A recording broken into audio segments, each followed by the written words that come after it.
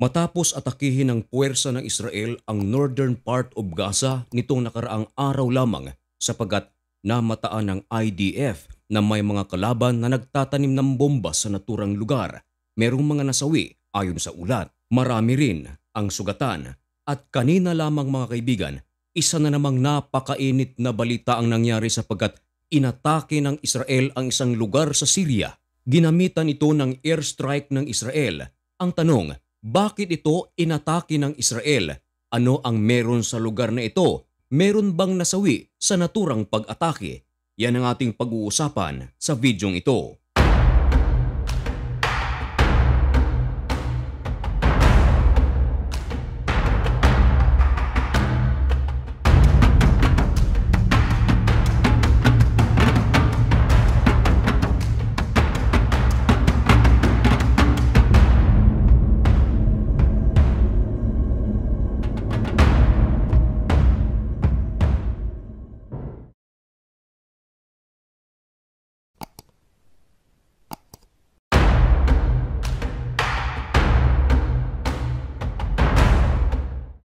Maligayang pagbabalik mga kaibigan. Kumusta na kayo?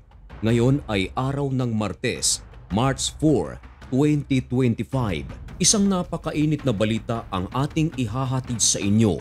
Ito ay tungkol sa ginawang pinakabagong pag-atake ng Israel sa lugar ng Syria. Gumamit ang Israel ng kanilang mga fighter jets. Bakit ba inatake ito ng Israel? Anong meron dito? Meron bang mga nasawi sa ginawang pag-atake ng Israel? Bago natin sagutin ang mga tanong na yan, baka marami ang mga nagdududa na baka sabihin nilang hindi totoo ang balitang iyan. Matagal na ang balitang iyan. Gawa-gawa lamang ang balitang iyan. Pero ipapakumpirma natin ito sa iba't ibang news agency sa buong mundo. Lalong-lalo na mga kaibigan sa Middle East. Unang-una ay ibinalita ito ng Hindustan Times, isang news agency sa Middle East na medyo may pagka-anti-Israel. At ito ay iniulat 11 hours lamang ang nakalipas matapos na mai-upload ang bidyong ito. Of course, baka sabihin ng iba, natural ibabalita nila yan dahil kontra sila sa Israel. Pero hindi lang ang Hindustan Times ang nagbalita nito. Ibinalita rin ito ng Anadolu Ajansi,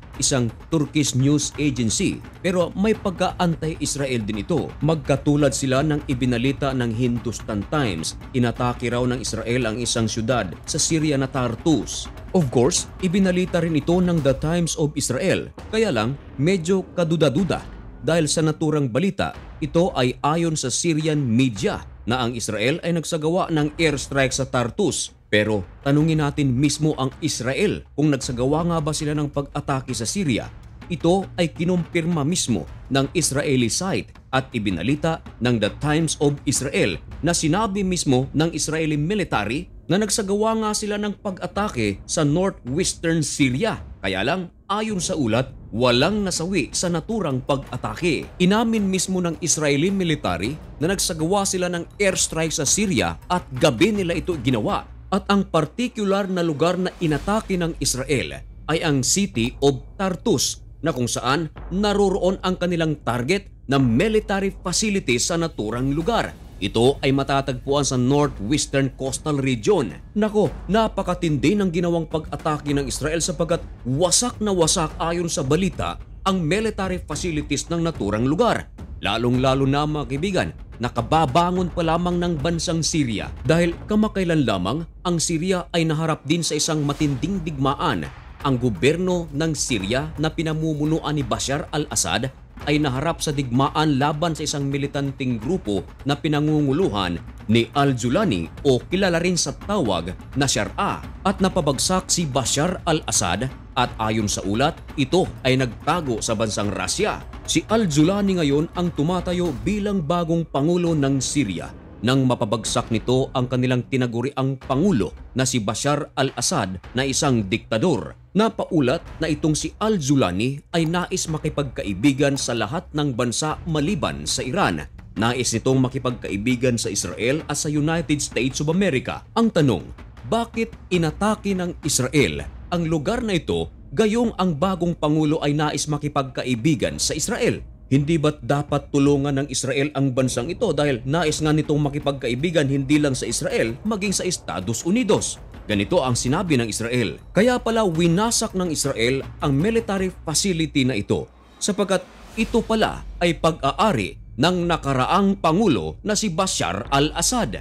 Nako, ibig sabihin meron pa palang mga alyado o galamay itong si Bashar al-Assad na natitira na nasa Syria. Kapansin-pansin din mga kaibigan na walang iniulat na nag-react dito ang bagong Pangulo ng Syria na si al-Julani. Kaya kung tutuusin mga kaibigan, ang naturang pag-atake ng Israel at pagwasak nito sa facilities ng military na nasa Tartus City, ito pala ay bilang pagsuporta na rin ng Israel sa rehime ni al-Julani.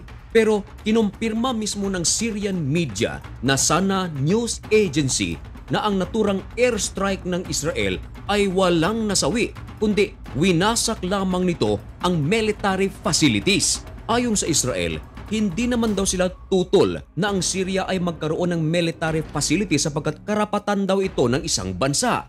Kaya lang, sinisiguro ng Israel na ang military facilities ng kanilang katabing mga bansa ay hindi threat para sa mga Hudyo. Ang nasabing military facility ay pag-aari ni Bashar al-Assad at alam naman ng buong mundo na si Bashar al-Assad ay sinusuportahan ng Iran na siya namang kalaban ng Israel. Kaya hindi nagdalawang isip ang Israel na paliparin ang kanilang fighter jets at winasak ang naturang mga pasilidad.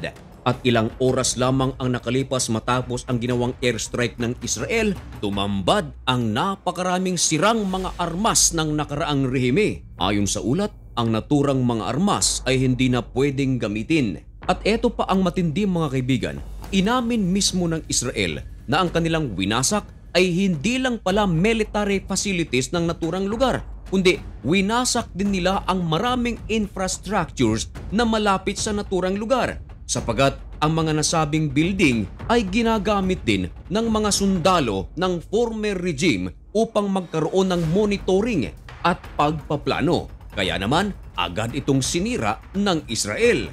Ayon sa ulat ng Sana News, ito raw ang kauna-unahang ginawang airstrike ng Israel mula nang maluklok bilang bagong Pangulo ng Syria, si al-Julani. Bukod dito mga kaibigan, meron pang isang kahiwalay na pag-atake ang ginawa ng Israel.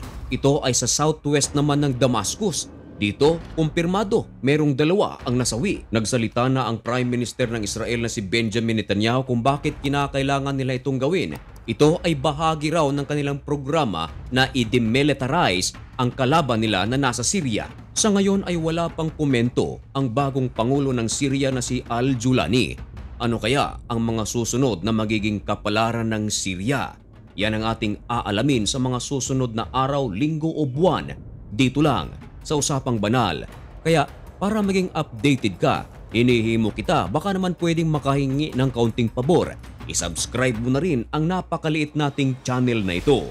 At kung sakaling na-inform ka ng channel na ito tungkol sa balitang ito, i-like mo na rin yan sapagkat napakalaking tulong nito para sa aming mga content creator.